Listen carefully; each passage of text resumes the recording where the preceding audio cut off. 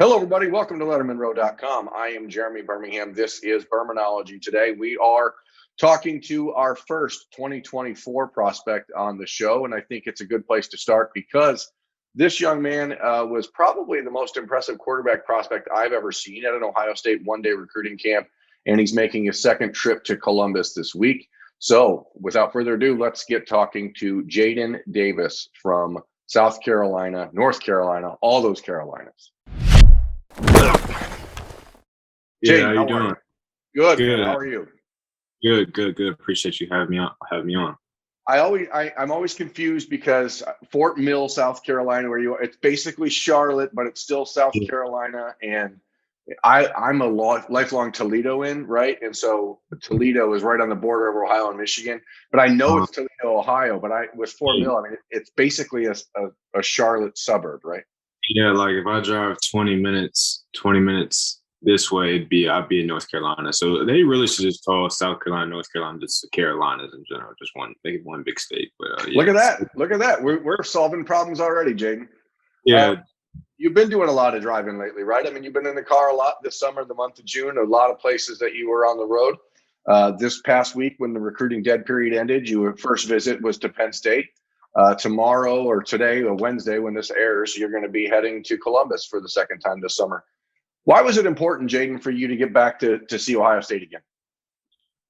They continued to show interest, and really it was it's a chance for me, my father, to get up there. He wasn't able to get up there when I came earlier in June, but just the work schedule and stuff like that. So really being able to get up there with him and continue to build that relationship with Coach Coach Dennis is a big thing for me. And seeing that they make me a priority recruit. So I'm just getting back up to Columbus and meeting up with some of my friends that are already on the current roster right now at Ohio State. So I'm looking forward to a great time.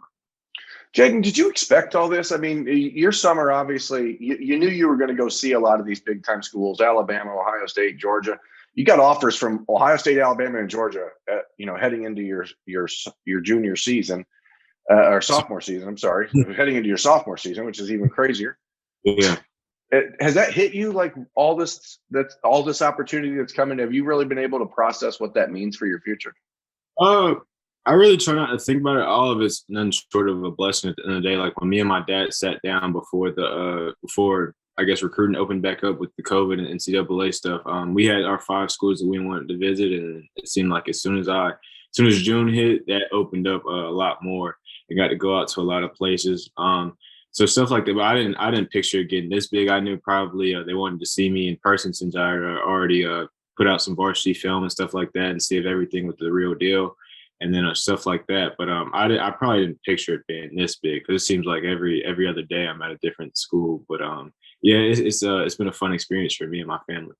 Let me ask you. I mean, knowing that you're getting all of this experience now, does it make you feel like you're closer to a decision, or I'm not certainly anytime real soon, but does it help speed up that process because you know pretty much in advance that there's these 4 or 5 schools that you're ultimately going to be deciding from? Right. Definitely. My older brother, I was with him when he went through the recruiting process. It wasn't on a much bigger scale, or as big as scale as this is, but just seeing how to weed out some of the stuff, and college football is a business at the end of the day. But definitely being as young as I am, getting the experience, I kind of get to see how everything develops, and what coaches are saying, how they're going to make stuff happen, and see if they can actually make that happen. Being a 24, some schools are building new facilities. They'll be open by the time I get to college and stuff like that. So it's really an advantage for me because I get to see everything happen from my vantage point and stuff like that. So it's really cool being that I'm not like a 22 or something like that where I'm going to school next year in January and stuff like that. So I get to see how everything progresses and develops. There's also the flip side of that, where a lot of these schools, you could be talking to coaches right now who won't be there in 2 years. And, how do you start to separate what's really important on these visits? I mean, is it just trusting? Obviously, Ohio State, unless something crazy happens, Ryan Day is going to be the head coach there. Right. Same with Alabama, Nick Saban. I mean, eventually, I guess he'll retire, but it seems like he's getting young. It seems like he's getting younger every year. So, you're talking about some of the schools in the country that have the most job security of any head coach. But right. Is that why it's important for you to get this relationship with Ryan Day built up, and maybe the head coaches as opposed to the assistants? Definitely, because I mean, college football coaches change. It seems like every day nowadays with the contracts, and they have to take care of their family in the day, so you can't fault them for that.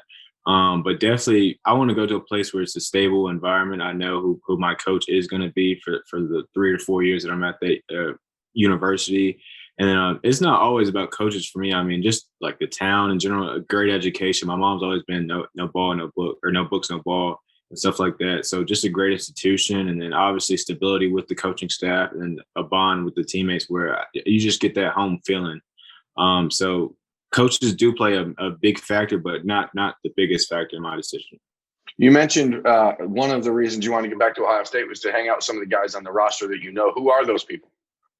Evan Pryor, me and Evan have a great relationship, and then Jacoby Cowan. I actually was at Providence Day before I came to Catawba Ridge, and he was obviously on the varsity team. I was on JV as an eighth grader, and really just a big brother figure for me, and a big mentor and stuff like that. Just showing me the way, showing me how to handle my stuff off the field when it comes to recruiting and stuff like that. How to handle myself with the media.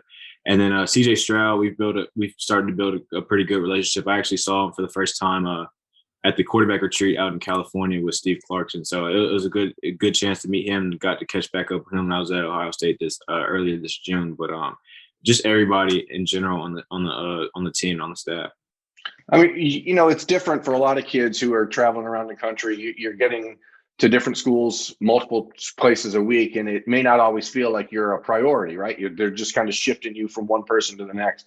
What was it about that trip to Columbus that felt different for you? I mean, just the way that the coaches handled you, or what was it specifically that felt like you were being made a priority?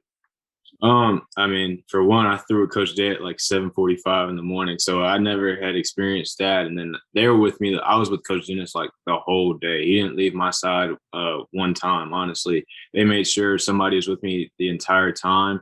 We watched film. He broke down how he could see it, how he could see me in the offense. He even let me drive the golf cart around campus when we were giving the tour.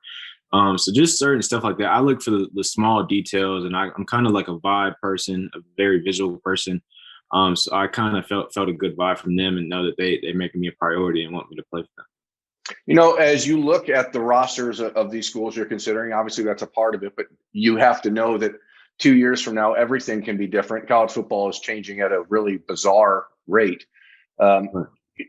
Has Ohio State given an indication to you about their plan? It seems like, from me on the outside looking in, that obviously you have Quinn Ewers committed in the class of 2022. They are in a position where they could actually skip the position in 23 probably and go get a one-year guy from a transfer and then turn the focus to you. Has that been a discussion with you at all, or is that not something that they've really delved into?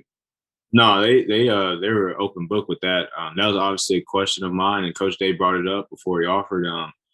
Really, he obviously told me about Quinn. Me and Quinn have a good relationship. I also met him out in California at the retreat along with Caleb Burton. He was actually my roommate out there.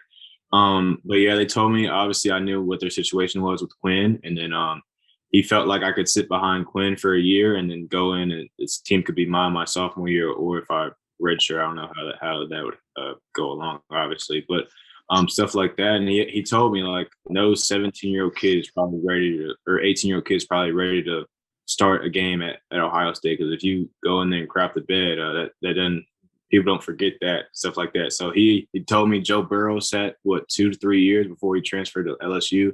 When Haskins sat, all the greats. When you look at it, Patrick Mahomes sat behind Alex Smith. So I have no problem sitting and developing, just as long as I'm getting developed by the right people. One of the guys that started his sophomore year at Ohio State was Justin Fields, and that's when I watched you at Ohio State last month, I felt like I saw a lot of very similar things. And then talking to you after the camp, you mentioned that you guys share a lot of the same trainers. Right. So, and a lot of the same physical characteristics with your size.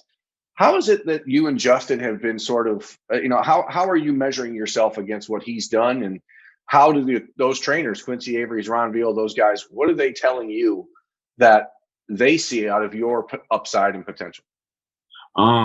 Well, with the trainers part, I worked with Ron Veal one time. It was a great experience down there, going back to Georgia and getting some work with him. But I worked with Quincy Avery a good bit. My quarterback trainer now is Anthony Bill in Charlotte. But Quincy, we don't really talk about the Fields comparisons, honestly.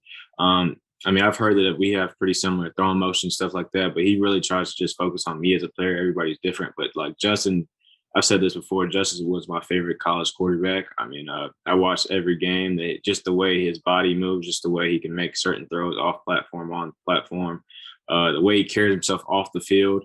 We're both originally from Georgia, so that may play a little bit of part in that as well. But just certain things like that, and there's just a certain charisma about him, a certain way he carries himself that I look up to, and I watch a lot. You know, did you get an opportunity in the meetings with Ryan Day to see what sort of separates him, I guess, as a developer of quarterbacks? I mean, is that something that you, as a young guy, but you're perceptive? I mean, you're obviously articulating the idea about the quarterback position pretty well. Do you see what makes it different, or do you feel it? You did say you're a big vibe guy. Like, do you feel that vibe?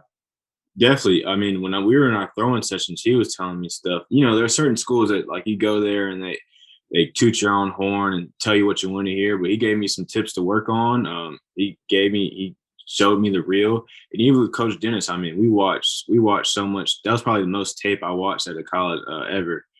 We watched the Clemson game when they lost. We watched a lot of practice film, seeing what separated guys like Justin. Just from the mental reps of the side of the game, and just like how he would finish every play with a 15-yard scramble after the drill.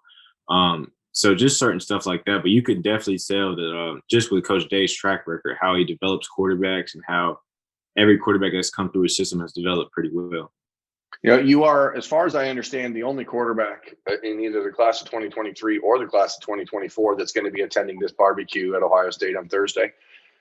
Does that mean something to you, or is it just it's whatever? It's a coincidence that no one else could make it, or how do you feel about that?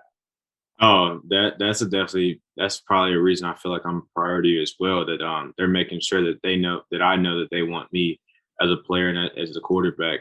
So that played a big factor. So I think me and Quinn will be up there actually together. So that'll be a cool experience for me and him to hang out again and stuff like that. But that definitely showed me a lot when Coach Dennis said he wanted to make sure I was the only 24 or 23 to get back up there quarterback-wise. You know, obviously, as I said, there's a long way till you have to make a decision. But, the quarterback is sort of the Pied Piper of a recruiting class. And as you start to see all these young guys, you saw what happened in California with Malachi Nelson making a commitment and then saying, hey, I'm going to recruit every single receiver in the country to go to Oklahoma in the class of 2023. Do you start to look way ahead, Jadyn, and say, hey, maybe I'm going to set a deadline in my mind of being done by, January 1st, or how do you see that playing out for you? I haven't really thought about like decision times or anything like that, to be honest, but I definitely see how the quarterback's the first to commit, and then he just brings who he wants, because everybody wants to be with the best quarterback in the country. So just how when a quarterback commits, everybody kind of flocks to that certain program. So I definitely see how I could influence a school with that capability. But I haven't really thought about a certain deadline when I want to drop like top schools or commit to a certain school. Just kind of waiting it out and weighing out all my options, being able to see everywhere that has shown interest in me. Well, one of those schools is Ohio State. You'll be back there this week. I hope you have a great time, and I really appreciate you taking some time on this afternoon to talk to us with Lettermen Row. And good luck traveling. Good luck with the season coming up. Hopefully you get a chance to go through a season, stay healthy, and keep driving that bus forward, man. Yes, sir. Appreciate you guys having me on. No problem. That's Jadyn Davis. I'm Jeremy Birmingham. This has been Birminology on Lettermen Row. Thank you for watching.